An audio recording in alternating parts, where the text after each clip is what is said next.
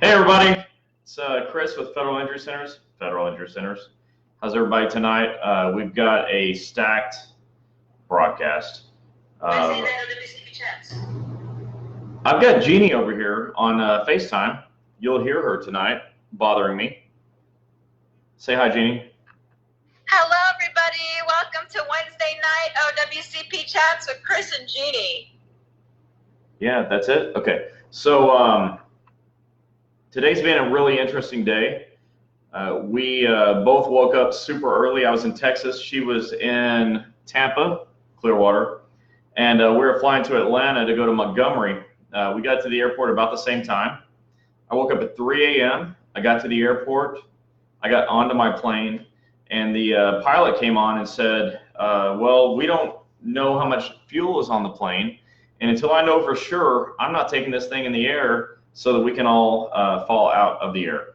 And so that was a problem. So we all had to get off the plane, and I never got back on. But Gini made it to Montgomery and did a union meeting with the local 503 with the AFGE, specifically the VA there in Montgomery. It was awesome. Those are our people.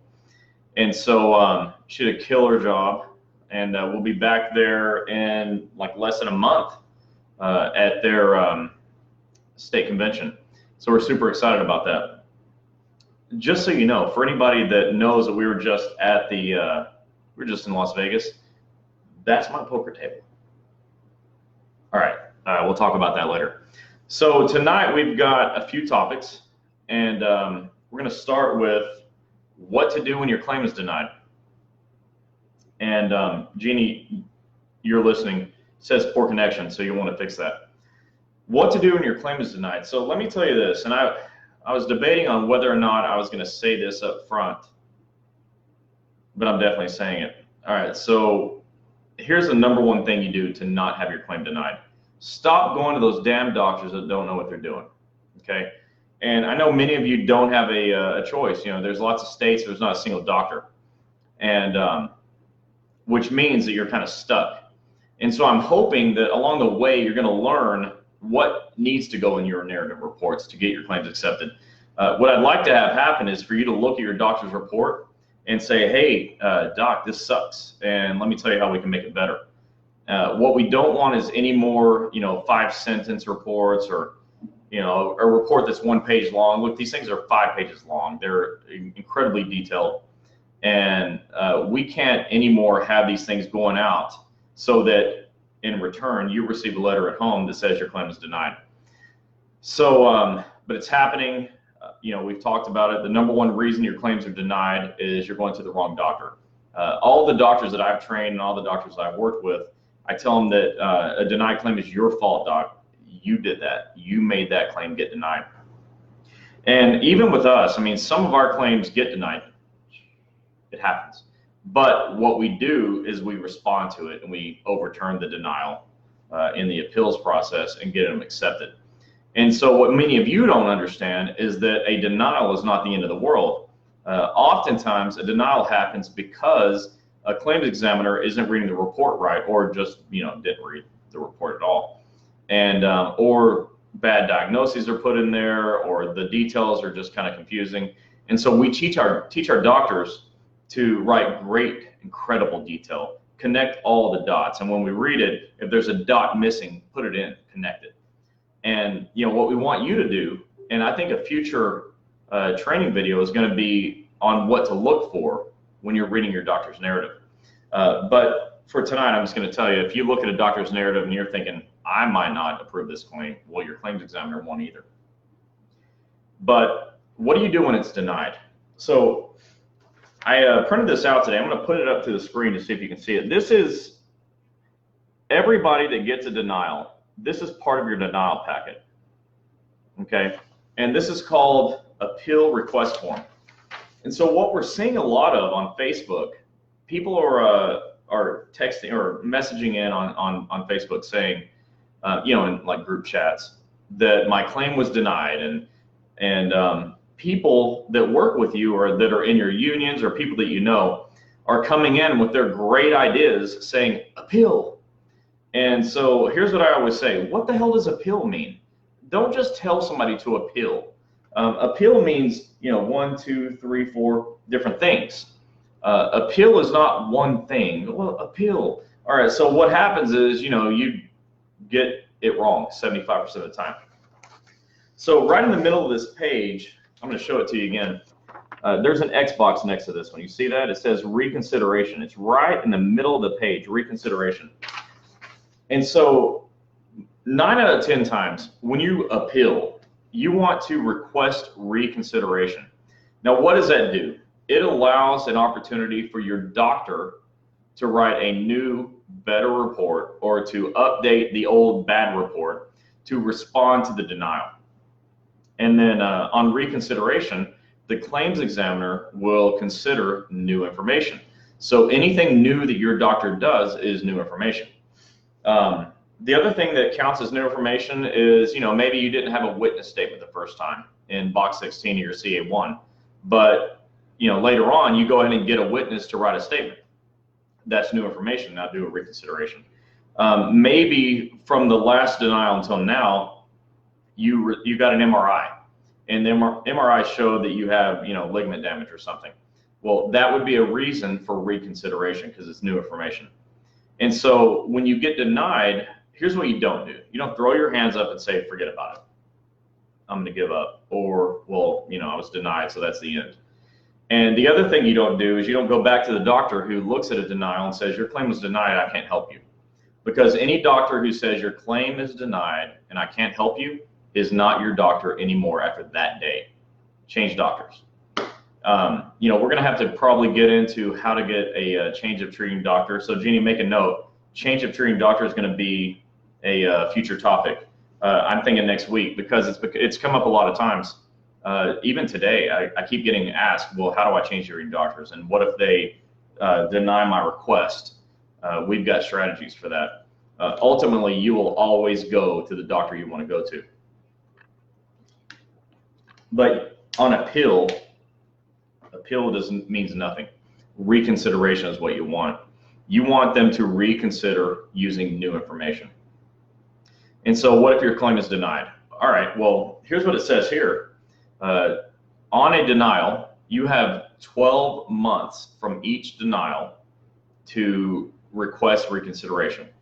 And so, hey, you got denied. You can request reconsideration next year. It's not over. You have 12 months to figure this out. And so if you get a denial, fix it. Take the time that it takes. Fly someplace. I don't care. We talk to people all the time who say, all right, you're right. I'm going to go to Indianapolis, or I'm going to go to Oklahoma City, or I'll go to Chicago, or I'll drive 6 hours down to Clearwater, or I'll leave the state and go into Memphis. I'll do whatever it takes to find a new doctor to write a better report. You have 12 months to make that decision. And getting your claim accepted is so critical because it's the difference between losing your benefits and having them, between losing pay and having it, between paying money out of your pocket and getting your money back, between driving someplace for free and getting reimbursed for your mileage. And so getting your claim accepted is critically important. It's why our #1 motto is no more denied claims. You guys are just getting killed. You're getting crushed with denied claims. But we're out here, we're telling you every week, here's how you do it. Still, so many people are frustrated with it and unwilling to make the trip, to go someplace because it's too far. Well, what's worse, a long drive or a denied claim? I guess that's for you to decide, but for me, it's a denied claim. So what to do when your claim is denied? Hold on, Chris. So if you hear noise in the background, that noise is the voice in the back of my head. That's Jeannie. She's talking. There's a Susan saying, what should the doctor's letter specifically say? Okay, so Susan, what should the doctor's letter specifically say? That's a great question.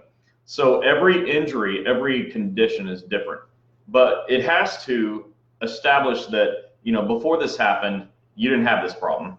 When you showed up at work, you didn't have this problem. When you started your shift, you didn't have this problem. But during your shift, this problem happened. And then they have to connect the dots with what it means. So, if you tear your shoulder up during the shift, explain to me what a rotator cuff means, a rotator cuff tear. And how did the job that day cause that rotator cuff tear? The detail is really incredible.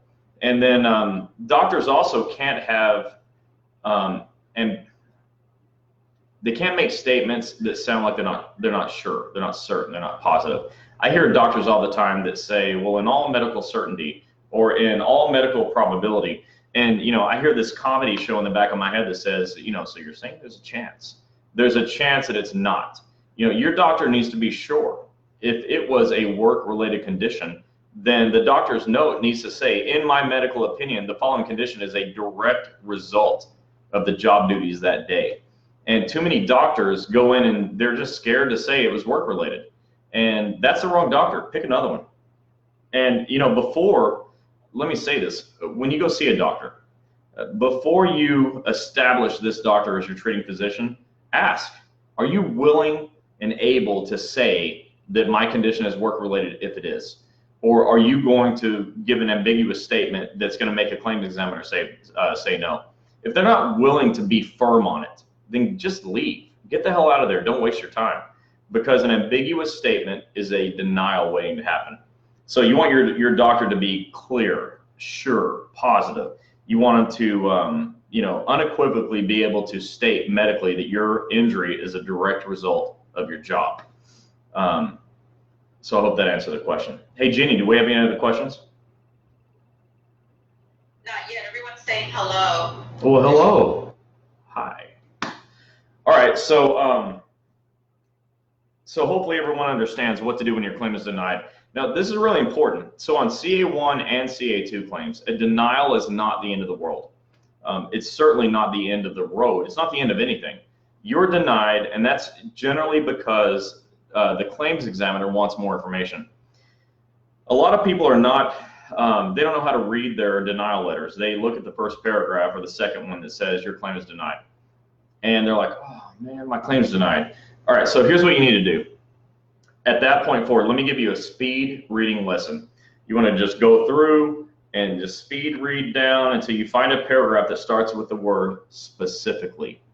Everybody write this down. Specifically, that's your word. When you find a paragraph that says specifically, circle it, highlight it, whatever. Because that paragraph is going to say, specifically, your claim is denied because.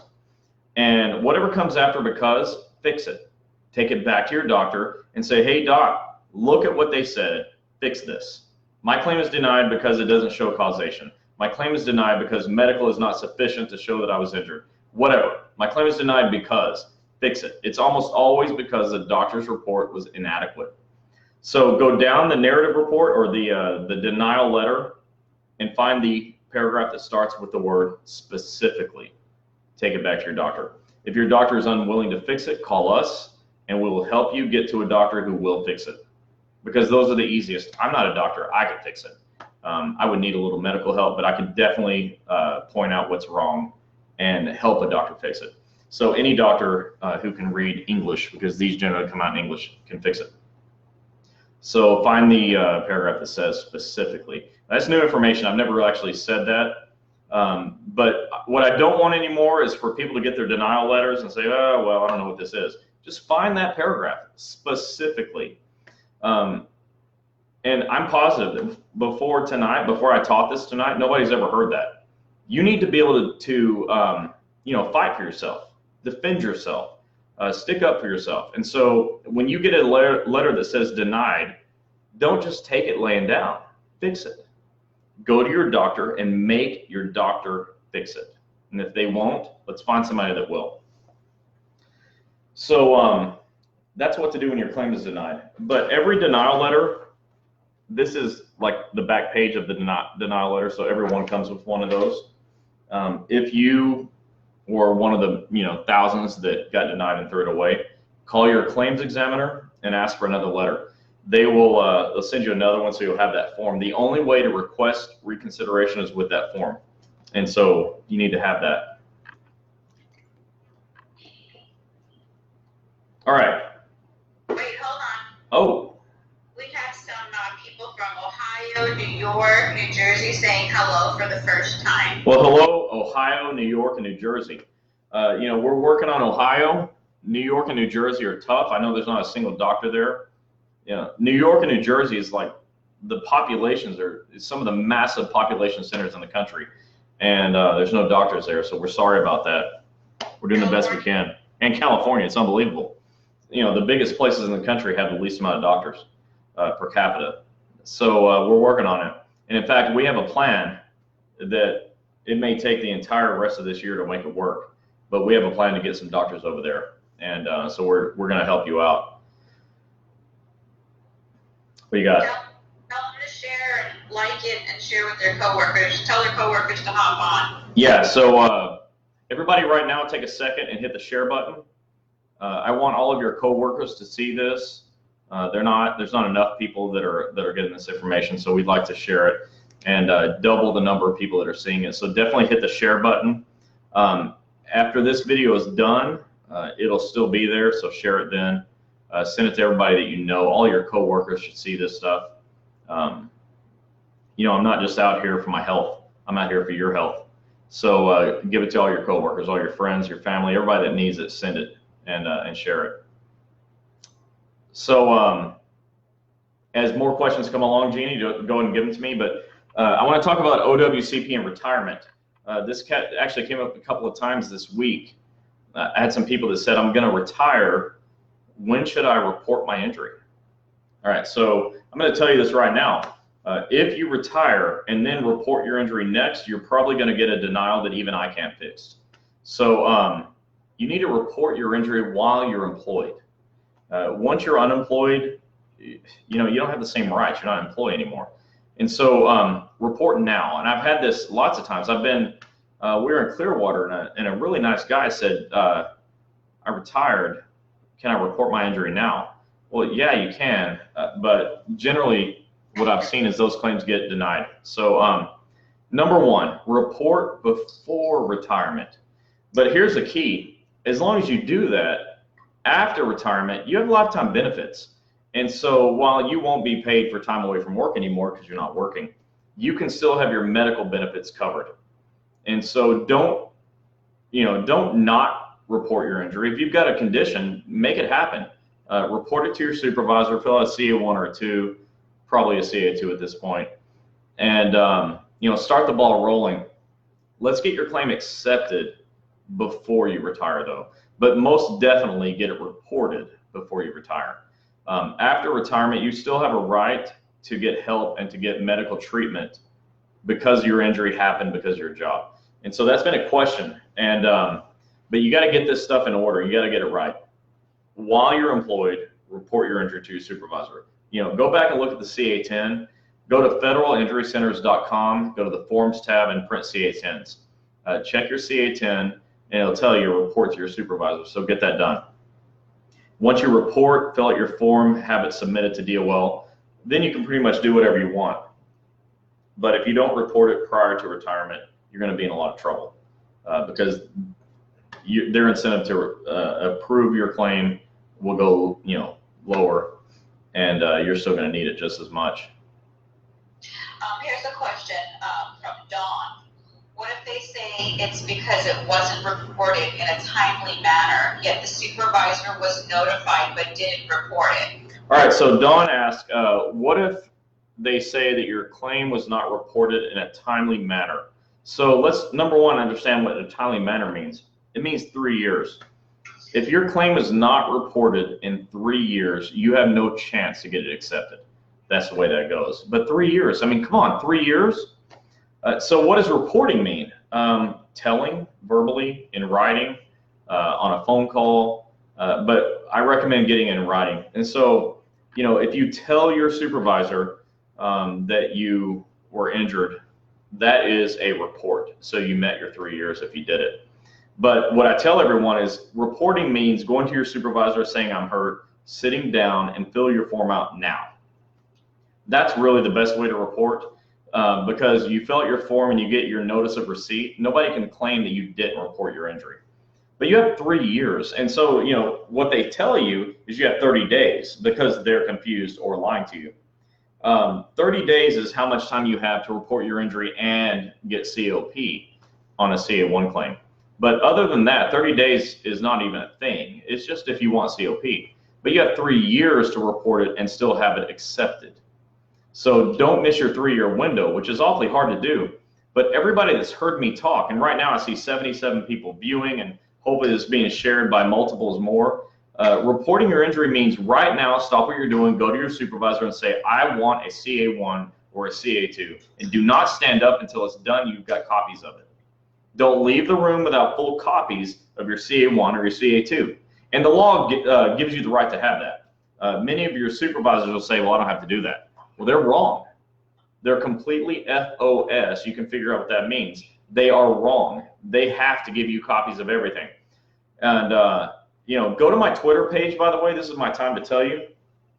I have like 45 Twitter followers. I'm super excited because that number doubled in the last week from, you know, 20 something. But go to Twitter. If you don't have an account, like, you know, the majority of you don't, and I didn't, get one. It's free. Go to your phone and get a Twitter account. Did I mention get a Twitter account? So go to your phone and get a Twitter account and get Twitter. While you're at it, it's the one with the bird logo, Twitter. And get a free account because it's free, and you should get it because they're free. And once you log in and you register with Twitter with the little bird logo, find it's an @ sign, @Fed Injury Center. The @ sign is the number 2 on your keyboard. @Fed Injury Center, not Federal Injury Centers, although I wish that was my Twitter name. Somebody else must have it. @Fed Injury Center. And follow me, because things like those laws are posted there. I put them there. They're quick, they're easy, and they're not a waste of your time. So go there and get this information. Everybody that's listening to me right now, if you have Twitter or you don't have Twitter, you should be following me by the end of this live video. Everybody follow me if you're watching. There are 83 people watching me. Follow me on Twitter, @Fed Injury Center. I'm going to post laws that will blow your supervisor's mind. Okay, they're going to say, I'm going to fire you. And you're going to say, oh, no, you're not, because check this law out. You can't. They're going to say, I don't have to give you copies of your forms. And you're going to say, oh, yes, you do. Here's what the law says. And you will. Okay, those things are important. And so @Fed Injury Center, I expect to have over 100 followers when I wake up tomorrow, so don't disappoint. This is not a waste of time. You don't have to follow anybody else, but you definitely should follow me. In fact, don't follow anybody else, just me. Yeah. There's a Veronica Wilson saying her office, she said, my office, we were told we have 72 hours to report an injury. All right, so hey, Veronica, somebody at your office said you have 72 hours to report an injury. I think you should take this video and show it to them and just start playing right here and let them see me do this. Seriously, that's cute. You have 3 years to report your injury, okay? Not 72 hours. 72 hours is not a thing. And if you're on Twitter following @Fed Injury Center, you would find the law that says specifically that you have 3 years to report. So you should go find someone to laugh at or show them this video. You definitely have 3 years, not 3 days. 3 days is not a thing. Can you tell Kim Davis that we do have an Instagram account, but it won't hold this lengthy video? Yeah, so Kim Davis, Gini set up an Instagram account, but we don't do videos on this because it won't hold that. But you should go find it. The Instagram page is Federal Injury Centers, is that right? Yeah. Yeah, so Federal Injury Centers. I'm going to tell you, I've never been on Instagram, but Jeannie's all about it, so she's going to help you out there. Federal Injury Centers on Instagram. What else we got, Jeannie? Rod Ewing, please message me. We'd love to help.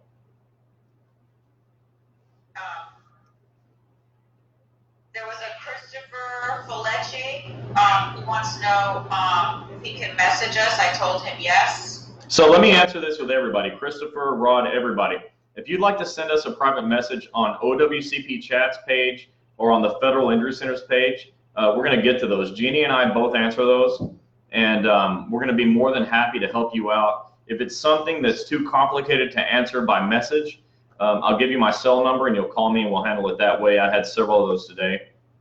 What we're not going to have is you be confused or you be snowed by your management. Okay, we're going to fix that problem. So you can always message. Anybody out there can message us or call us or email us. And, you know, we're super happy to help. That's what we want to do. And we're not going to charge you for it. I don't bill by the hour or the minute. Just call and we're going to fix it. There's a Lori Massey. She says, I don't usually use Facebook, but signed up just so I can watch you guys. Will you be discussing modified job offers and the CA-17 form? Yeah, so Lori, is that right? Lori Massey? Yeah. Yeah, so will we discuss modified job offers and CA-17s? Definitely. I'll say this on the modified job offer. Not accepting it can be tragic for you. But what I want you to do is when you receive it, take it to your union and discuss it there. Because what happens if your doctor is going to write a CA-17 and give restrictions, and the supervisor management has got to respond to that. If they find a job for you that fits your restrictions, generally what I've seen is that most people say it's in my best interest to take that restriction, take that modified job offer. But always run it past your union. Make sure this is good for you. This last week we had 3 people that I talked to, all in the same office in Florida, whose supervisor was sending them 56 miles to another office to do their limited duty. And there's got to be some rule against that. And so we have the union working on that because that sounds like punishment. And while I'm talking about punishment, before I get to the next question, everybody familiarize yourself with the OSHA website. It's osha.gov, osha.gov. Go there, scroll down, you're going to see file a complaint, you're going to see whistleblower. Here's the point. We all got to be together on this deal. No more is a supervisor going to try to punish you for reporting an injury. You can no longer be punished for telling your supervisor they must follow the doctor's restrictions on a CA-17. When they try to penalize you or punish you, that's a violation. You have a right. By the way, if you're on Twitter at Fed Injury Center, you would see this this actual thing that I posted there that Gini gave me. I circled the bottom of it. You have a right to report your injuries. It says, you know, employees, you have a right to report your injuries. Well, you can't report your injuries freely if your supervisor punishes you or penalizes you because of it or threatens you because of it. And so, you know, I'm not trying to cause a lot of extra work for OSHA, but that agency exists for a reason. So 1-800-321-OSHA or go to osha.gov. Don't let this happen anymore. With that said, back to the original question. Usually it's in your best interest to accept the modified job offer, but you know, it's not your best interest for a number of reasons, and that's personal to you. So you got to determine if that's, you know, if that's the case, discuss it with your union. The CA-17s are medical documents, the duty status report. They are signed by a medical doctor. That makes them part of your medical record. It makes them medical, period. If your supervisor wants to overrule your doctor, you probably want to consult with OSHA. And I recommend, you know, not making accusations, but call OSHA and ask, is this a violation if they don't go along with my doctor's orders? Is it a violation if they penalize me by making me drive 56 miles to work? Is it a violation if they threaten me with termination? Ask the question. Let OSHA decide what the answer is, because, you know, I'm not OSHA, you're not OSHA. Let's ask them. So just ask. And if you've got a list of things, ask all of the list. You know, is this a violation? Is this a violation? What do I do about it? If enough people are calling and asking, change will happen. But back to the CA-17. If your supervisor wants to overrule your doctor's CA-17, I recommend asking the supervisor to show you their medical license. They're probably not going to have one, but if they do, let's see it. Otherwise, get out of the way of my doctor. Jeannie, what other questions do we have? Okay, so I just want to smack this supervisor. So Jeannie says she wants to smack a supervisor. Everyone in favor, raise your hand.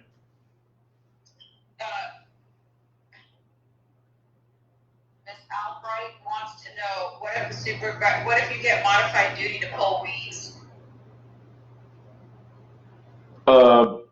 Pulling weeds as modified duty would be something I would take directly to my union and file a grievance and call OSHA.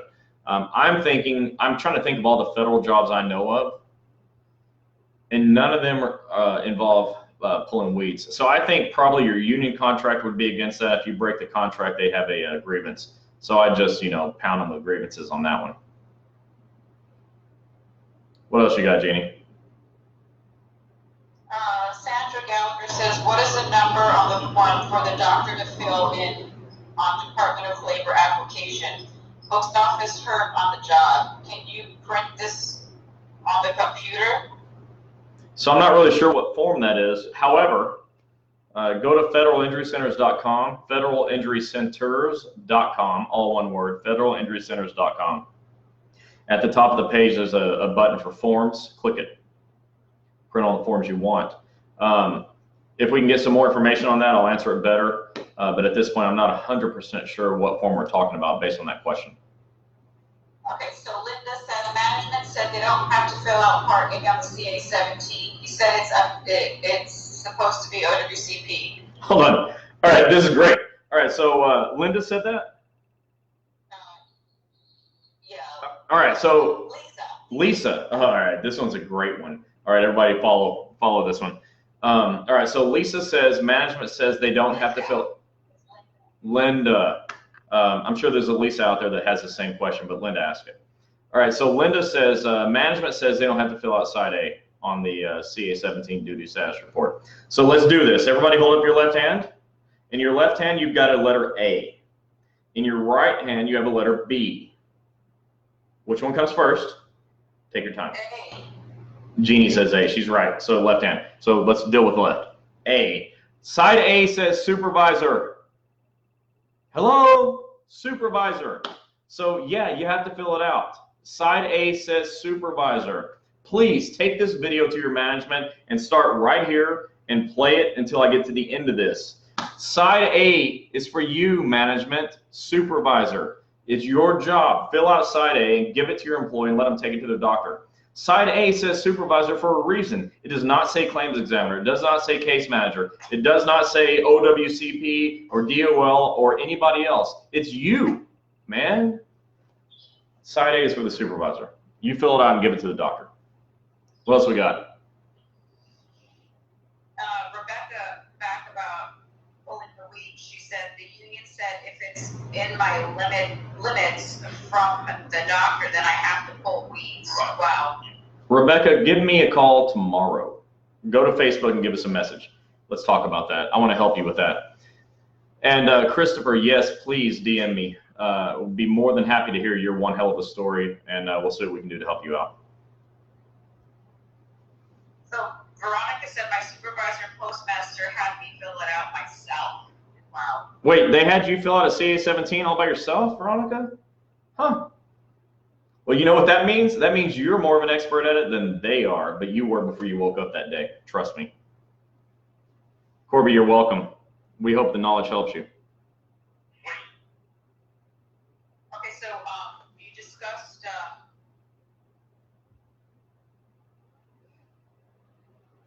discussed what to do when your claim is denied. So just let everybody know that you discussed that. Yeah.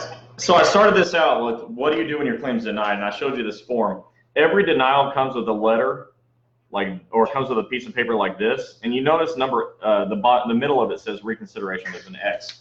Like 9 out of 10 times, reconsideration is the way to go, because if it was denied because your doctor did a bad job. So you want your doctor to fix the bad job that he or she did, or find another doctor who will do a good job.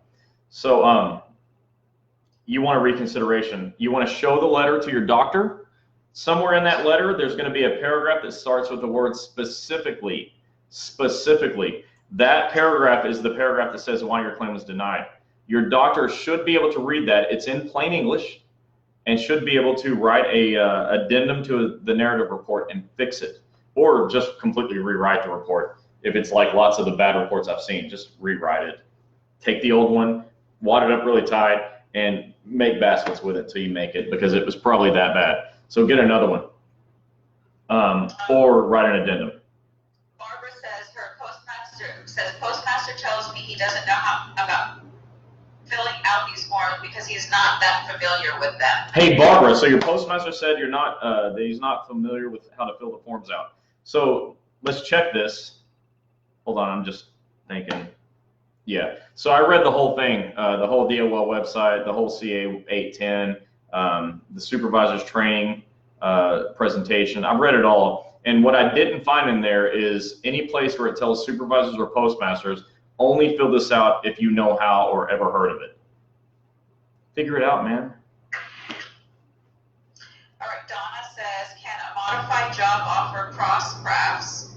So Yeah. if you're a carrier, can they have you do clerk or supervisor work? So Donna, can a modified job offer cross crafts? The answer is yes, it can. So think of it two different ways. Way number one is you as an employee, and you would like to do your job and get paid. You don't want to be home from work. You want to be able to do a job. So yes. The other way to look at it is with the unions and how they sort of butt heads sometimes and don't want carriers doing clerk jobs. And so you got to say, hey, you know, what's best for me? So they can do it. It might make some people unhappy, but you got to say what's best for you. The answer is yes, they can do it. All right, Antoinette Woods is saying, when you have pain over time, numbness in the leg, or any illnesses, there's a lot of coworkers who are working with pain. Can you just kind of advise her which form to fill out? Yeah, so this is really common.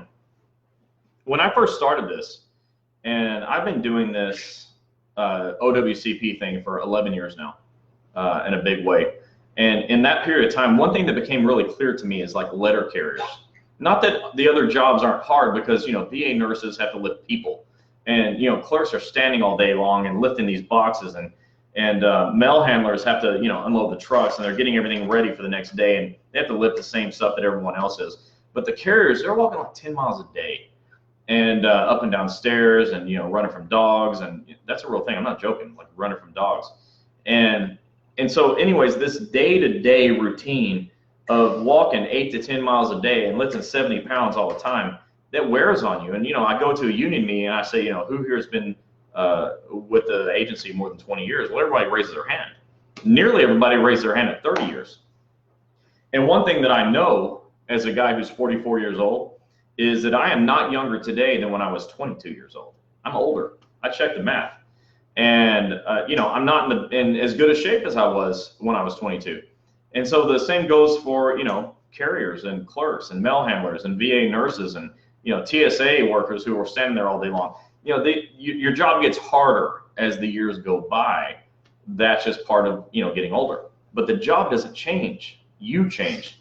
And so that pain happens. You know, you start having knee pain and back pain and shoulder pain, and you realize, gosh, you know, I've been putting mail in the mailbox for 20 years with my right arm.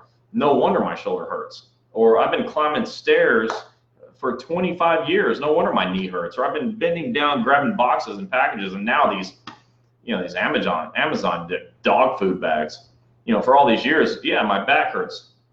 And so, you know, those things are covered. Those conditions are covered with the CA2 form. And, you know, what you have to do is you have to just acknowledge that, okay, what's going on with me is most likely work-related. And from the moment you know it's work-related, you have 3 years from that point to report your injury. You report it with a form CA2. And anybody that wants a CA2, go to federalinjurycenters.com, go to the red forms tab, and print all the CA2s you like. All right. I know they can't hear me, but can you let everyone know when they're filling out their CA1 and CA2, not to leave until the supervisor faxes it, get a copy of the fax, and also a copy of their CA1 or CA2 with that signed receipt, because there's some questions on here about that. All right, so any of you that didn't hear Gini, let me start by saying she's been paying attention. She could probably teach this stuff now. You did today, didn't you?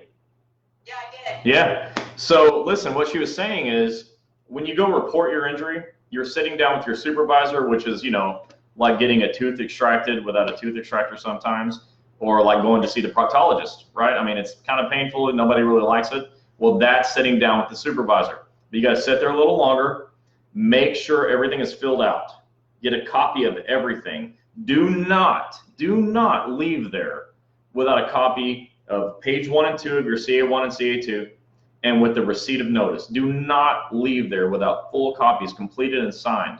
That's critically important to you. Let me tell you what happens. What's that, Jeannie? The copy of the facts. Yeah, well, so what she's saying is get a copy of the facts. Like you want to see that they uploaded to DOL. But what you really got to know is that they have 10 days from that moment to send it to DOL. If you have the notice of receipt, that covers you.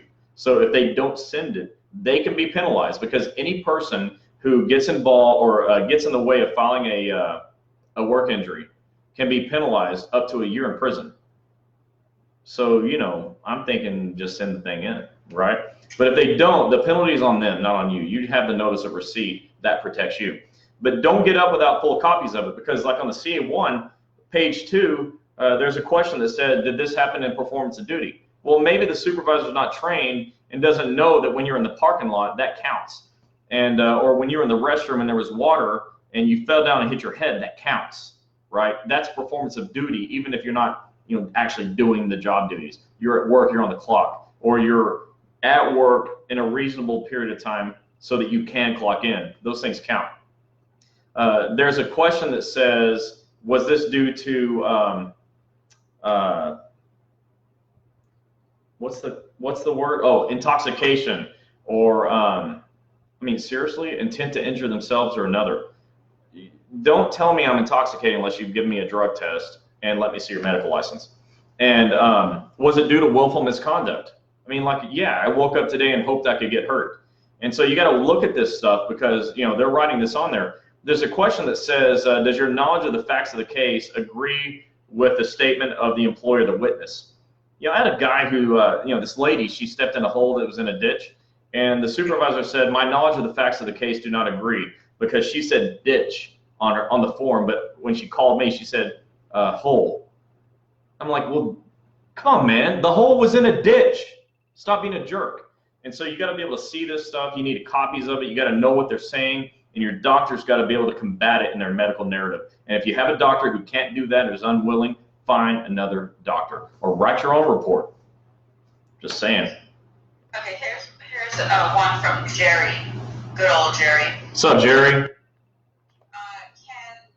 Can a supervisor be in trouble for deliberately giving an employee a job offer that violates the CA-17, trying to get you in trouble for denying an offer to cause you additional OWCP issues? For example, one that involves driving when you're restricted from driving.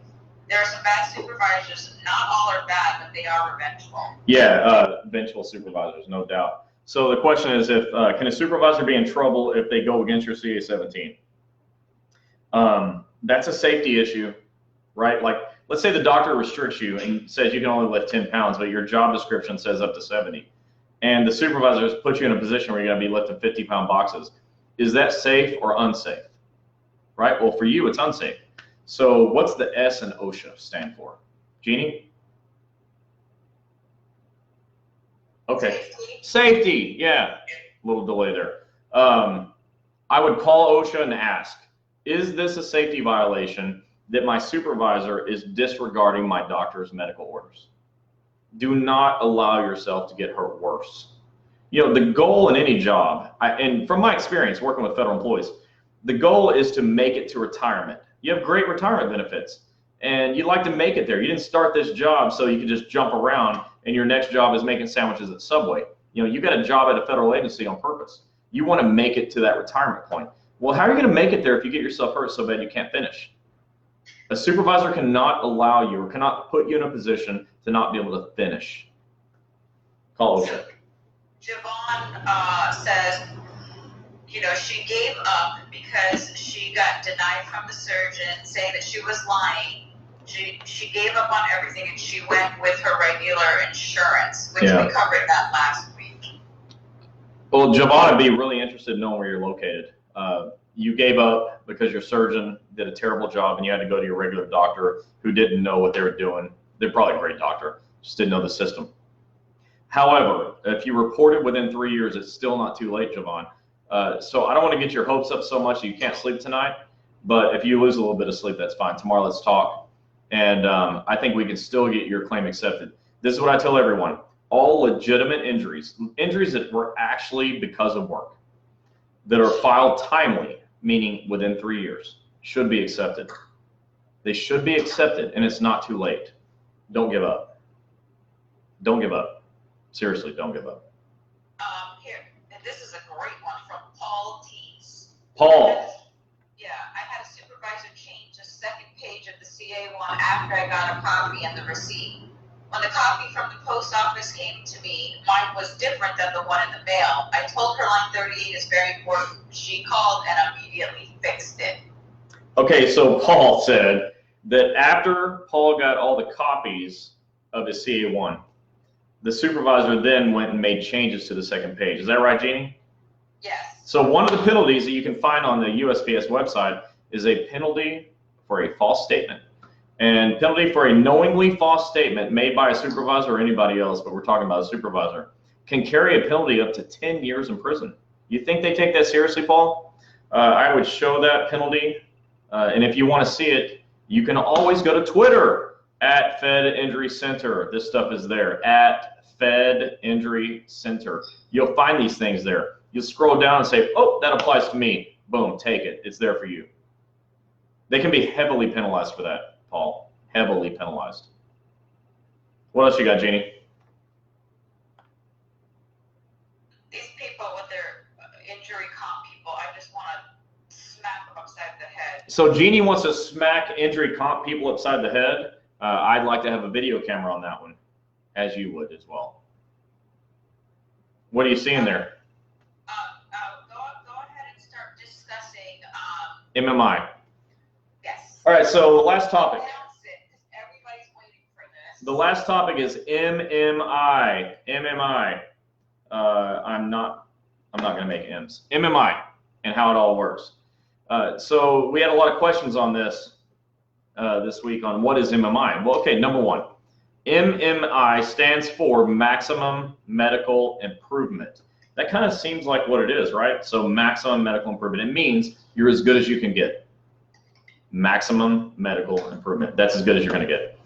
And you hit MMI after all the treatment that can be done for your condition has been done, and you're as good as you're ever going to get. And so once the medical doctor determines you're at MMI, you can have an impairment rating. So MMI is the determination by a medical doctor that leads to an impairment rating. Impairment ratings lead to schedule awards. Schedule awards lead to money. So how does it work? Well, the doctor, does the treatment plan, and over whatever period of time that you're under that doctor's care, you do all the treatment.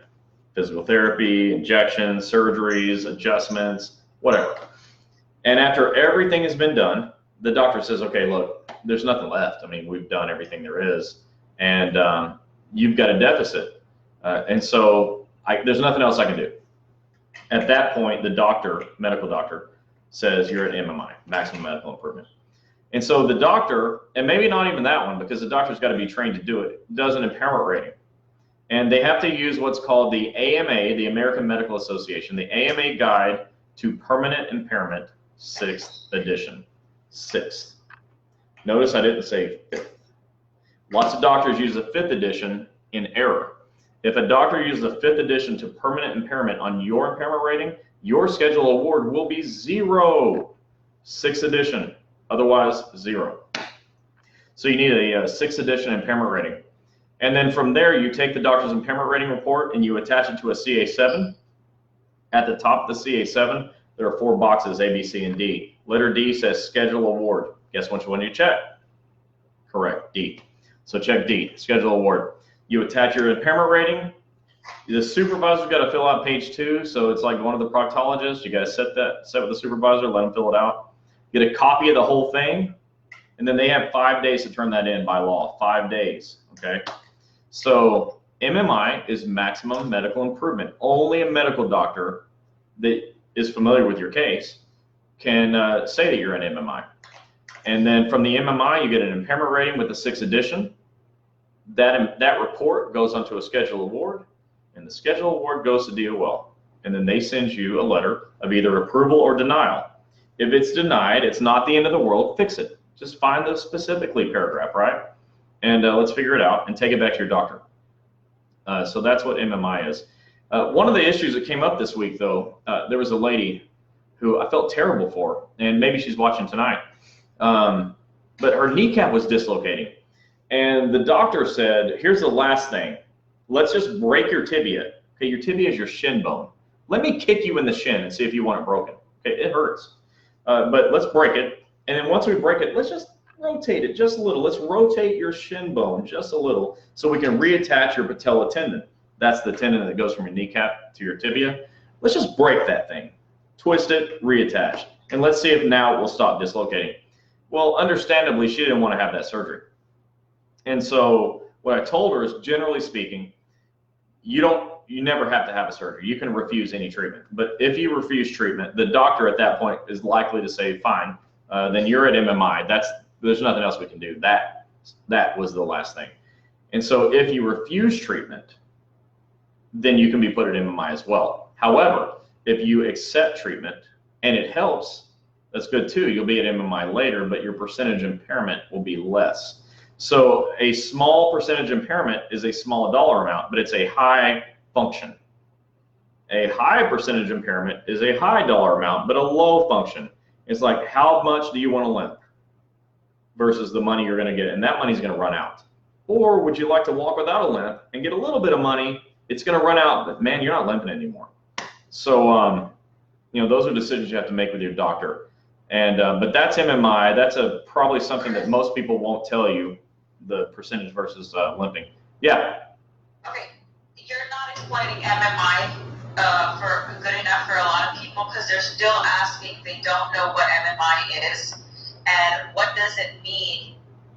What does MMI mean when you're no longer to get therapy or treatment after to keep you from getting worse? So, all right. So, get what MMI is. Yeah. So look, when you get MMI, that just means there's nothing else that can make you better functionally. However, you have lifetime medical benefits when you have an accepted claim in OWCP. And so you can still get treatment that may relieve your symptoms of pain, right? Department of Labor will continue to pre-authorize treatment that's working, that has benefit to you. You're still in the future eligible for treatment if you have a flare-up. That's what a CA2A is for. And so just because you're at MMI, which means maximum medical improvement, nothing else is going to improve your function past this, does not mean you can no longer get treatment. It means you're not going to get any better. And so the schedule award is a dollar amount that you're eligible for. The spine is not rateable on impairment rating, so you can't get money for the spine unless it causes symptoms into your arms and legs, because your peripherals, your arms and legs, are always covered. I'm really not sure that I can explain it better than that. MMI stands for maximum medical improvement. Only a medical doctor can determine this. It means you won't get any better with any more treatment. And as a result, with a 6th edition impairment rating, you can get paid for your loss of function. How was that, Gini? I'm looking. So this is what they need to know. What is MMI?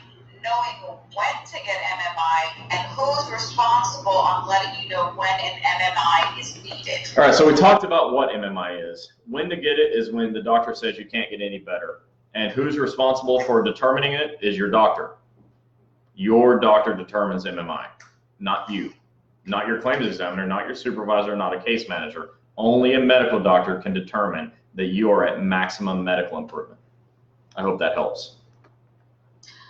Veronica wants to know, what about brain injury for MMI? Yeah, so there's definitely a rating for the brain. I'm not familiar with how many weeks it is, but I'm assuming it's a lot. But you can definitely have you can be at MMI and get an impairment rating for injuries of the brain. But that's a medical doctor issue. You need to deal with your medical doctor on that.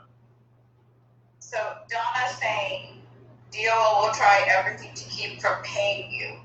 But can you explain to her it's not DOL, it's the doctor she's seeing? Yeah, so that's actually what a lot of people think, is that DOL, meaning the claims examiner, will just do whatever it takes to deny you. That's really not true. It feels like that, and the reason it feels that way is because doctors are doing a terrible job. And there's a formula, and when the doctor does it right, the claims examiner says yes. They're not doctors, they don't have medical licenses, so in order to say yes or no to a medical doctor, they've got to check off certain boxes, right? And so if your doctor does a bad job, he's opening it up so that the claim examiner can very easily say no. But when you get a no, it comes with the letter of denial, and you got to find that paragraph that says specifically, this is denied because, and then take it back to the doctor, have them fix it, and resubmit it. It's not over until you give up. What else? The Twitter account, please. Yeah, so Twitter. Those of you that are not following me there are 70 now watching, and I expect all of you to follow. At Fed Injury Center. That's one word. Fed Injury Center, not centers. At the @ sign. Fed Injury Center. You got to follow me there. You don't have to follow anybody else. Although, you know, your favorite singers are there, your favorite actors are there. Don't follow them. Don't waste your time. Mine is not a waste of time. Okay, follow me. I'm not going to post stuff all the time, but I'm going to post stuff as needed. And everything that's posted now, guaranteed, is useful to you. It is not a waste of your time. You know, you can't even get like 200 characters on these things. Anybody can read it in just a few seconds. You need to go there and see it. And what happens is when you follow me and I post something new, you get a notification. So you don't even have to go and say, I wonder if Chris posted something else. You're going to have like a #1 next to your little Twitter bird, okay? And it's going to say that I posted something new. Go check it out. Whatever it is going to help you, and it's going to help your coworkers too. And you know, most likely you've got a friend at work or multiple friends that are dealing with problems, and they're not watching this, but you can help them. So be a friend, help. This is one way to do it, at Fed Injury Center. And you know, I go to these union meetings all the time, and people refer to each other as brother and sister. Well, treat each other like brother and sister. Help. You know, I'm trying to get the word out, and you're watching. I'm expecting you to pass this on. Social media is a beautiful thing. I mean, most of us when we were kids, we never even, like, I didn't have a computer. We didn't have cell phones, okay? But now we have all this stuff with social media. We can share this. So go on Twitter and go to @Fed Injury Center. And while you're at it, if you're watching this, you have Facebook. That's great. So follow us on OWCP Wednesday Night Chats, and follow us on Federal Injury Centers. Those are 2 pages that we're using. Yeah. All right, we have to keep going here. So Javon said, so a denied claim from a surgeon. So my denied claim from the surgeon, should I start going back to my primary care doctor and start over from there, seeing how my surgeon said I lied? Okay, so Javon, if I were going to a doctor that said I lied, I'd never go back to that doctor again. So, I mean, make your own decision. I can't tell you which doctor to go to, nor would I ever. But come on. I mean, we're either in this together or not. So I pick any doctor other than the one that said I lied, period, any of them. And if your primary care doctor can't get the job done, find somebody else. And if you need help, let us know. We'll be happy to help you. Okay,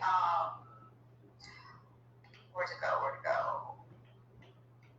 Is there an impairment rating chart? Yeah, hey, that's a great one. Is there an impairment rating chart? Check it out. Go to Google and I'll go into the search and search schedule award chart.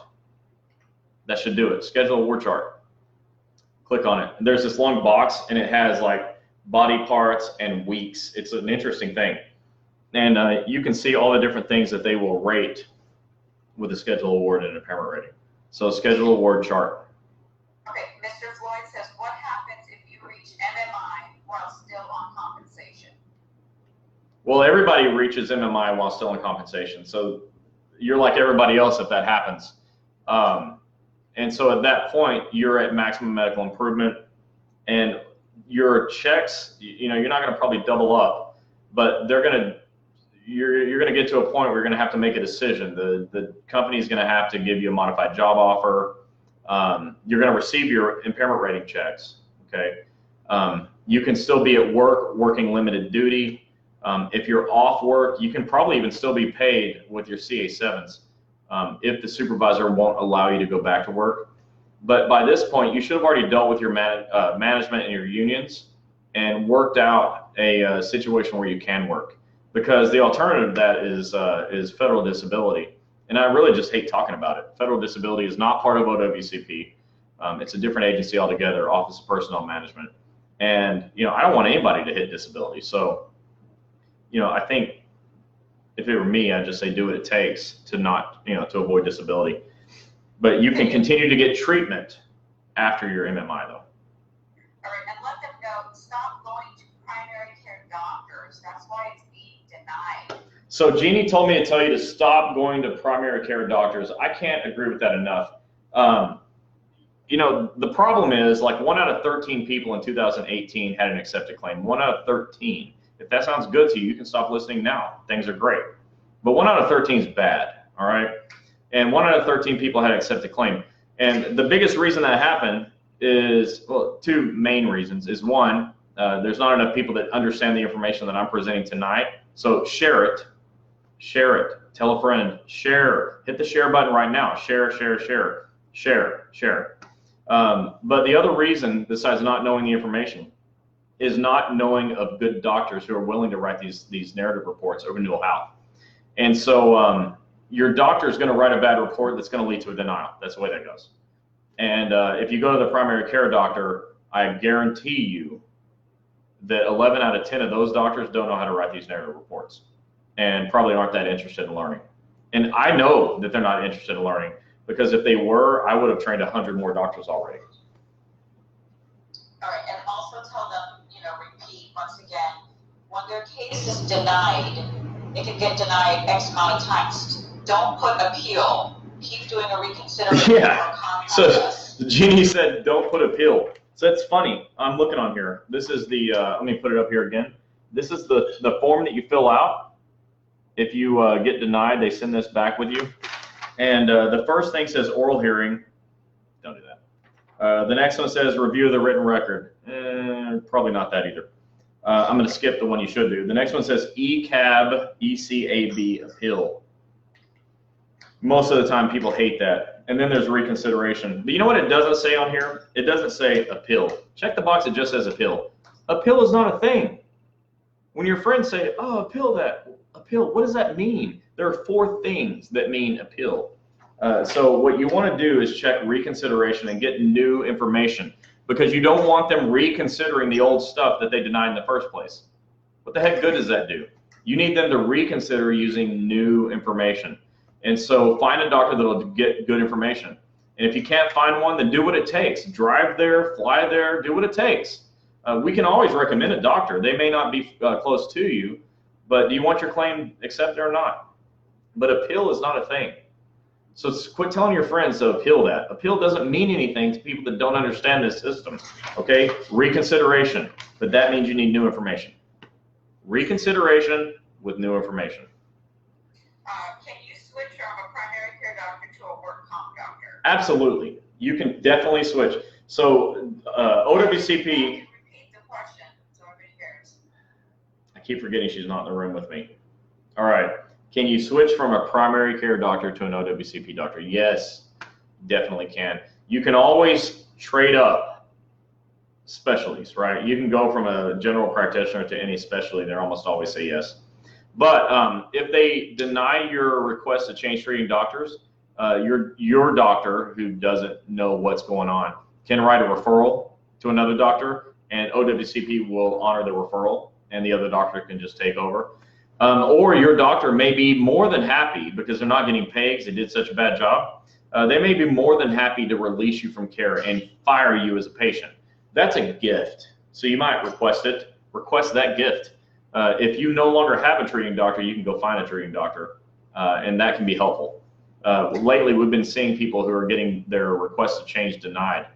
And even today, I heard about someone who their treating doctor was a hospital doctor. I mean, come on. The hospital doctor doesn't know OWCP, but they were more than happy to let you stay there and stay denied. So fight like hell to get a doctor that will get you approved.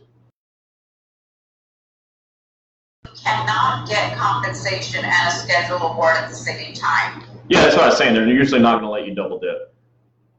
Yeah, you have to repeat it, because you can't get compensation and schedule award at the same time. Yeah, they're not going to let you double dip. You're going to take one or the other. But when you hit MMI, you're at MMI. Your MMI and get your impairment ratings, you have to suspend your compensation. Right. Well, you have to suspend your compensation because they don't let you double dip. But when you're at MMI, I mean, you're there. You're at MMI. So you're going to get your schedule award at that point. But not everything is rateable, so it's not always going to be relevant. Okay, go ahead and just... All right, so we've gone just over an hour, things that you talked about. and I'm going to sort of recap what we talked about, and we're going to close up. So we started off with what to do when your claim is denied. Thing one, get a better doctor. Thing two, take your denial letter that starts, the paragraph that starts specifically, your claim is denied because, and show it to your doctor and say, fix it, fix this. But when it's time to appeal, remember, the word appeal means nothing. Almost always, reconsideration is the way to go because you want them to reconsider new information. Reconsideration for new information. So we talked about that. We talked about OWCP and retirement. You want to report your injuries prior to retirement. You can get treatment past retirement, but you want to do all your reporting and your filing prior. If you try to report and file after retirement, you're almost always going to get denied. And it's awfully hard to prove that whatever you did didn't happen through your extracurricular retirement activities. And the last thing was MMI, which stands for Maximum Medical Improvement. Only a medical doctor can determine MMI. And once that is done, you get an impairment rating using the 6th edition to permanent impairment. And that impairment rating is attached to a CA7, claim for compensation. You select letter D, schedule award, and turn it into DOL, and then wait for the response. Everybody needs to go to Twitter. Most of you don't have a Twitter account. Go there anyways and get one. They're free. And then find @Fed Injury Center and follow. Follow @Fed Injury Center. I'm going to put a lot of great stuff on there. I'm never going to waste your time. And then follow us on Wednesday night OWCP Chats, which is where you're watching right now. And go to Federal Injury Centers. That's our Facebook page as well. There's some good stuff there. And finally, go to federalinjurycenters.com, where you can find helpful things like videos that show you how to fill out forms, and you can find the forms themselves. Not to mention some great blog articles written by yours truly that will help you through some situations that I've seen other people dealing with, and so we'll learn from those mistakes. So it was really good talking with everyone. It's been fun having Gini on. She's been on FaceTime the whole time since we're in different states tonight, so thank you, Gini. And she's been reading the questions so that I didn't have to. We'll be answering the rest of them tonight. There's a lot more, and everybody needs to stop saying that OWCP is a nightmare. It's not OWCP, it is the doctor. So Gini said we're going to answer the rest of the questions tonight. There are a lot of them. There's no way I can answer them all in this hour. She also said that OWCP, the comment keeps being said that it's a nightmare. It's not OWCP, it's the doctor. Okay, when the doctor does a good job, the claim gets accepted. When the claim gets accepted, you get your benefits. And so you've got to find better doctors, and you got to hold your doctors accountable for doing a good job. And if they refuse to do a good job, fire the doctor and find a better one. Okay, OWCP is a breeze when the doctor does a good job. And look, this week, I had the pleasure of seeing emails from a couple of handfuls of new accepted claims. We see accepted claims every week. Okay, so nationwide, claims are getting denied, but where we're located, where we have offices and doctors and where we train people, these claims are getting accepted. Over the last few years, we've had 1,000+ claims accepted. And so there's a science to this. There's a way to get it done. And it's not OWCP that sucks. It's the doctor. Okay, and we tell all of our doctors, if you get a claim denied, it's your fault. And the doctors that say OWCP sucks, I say, no, you suck. You're doing a bad job. And do a good job. You'll get paid, and your patient will get their benefits. And don't you want what's in your patient's best interest? So hang in there, find good doctors, and communicate with us. Let us help you. We are super interested in helping. So that's going to be it for tonight. It was really good talking to everybody. And keep sending your questions, send us your messages, and when needed, we'll talk to you on the phone too, and we'll try to help you out. So everyone have a good night. It was good talking to you. Thank you very much.